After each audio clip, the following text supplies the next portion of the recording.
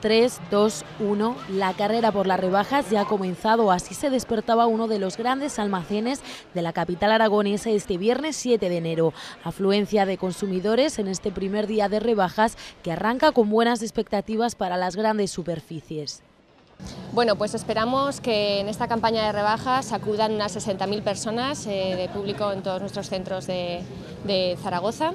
Y bueno, este año tiene de especial que este día 7 de enero es prácticamente festivo porque muchos niños tienen las vacaciones escolares todavía y muchos padres también han cogido puente, con lo cual esperamos que sea prácticamente un día familiar.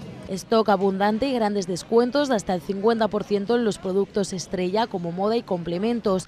La ocasión lo merece y los consumidores lo aprovechan. Para muchos es su particular Día de Reyes. Pues tiene el 40%, pero es cara, un poco cara porque, oye, pero el 40 es el 40, ¿eh? Yo sí que me lo creo, porque yo sí que controlo los precios, antes de venir, y ahora voy a comprobar a ver en cuánto han rebajado los productos que yo tengo mirados.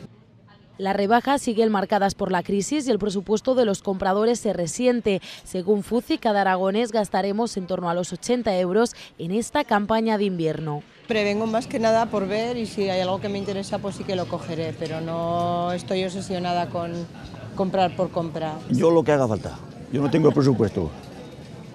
Pero lo cierto es que con más o con menos presupuesto, muchos ya han encontrado lo que buscaban.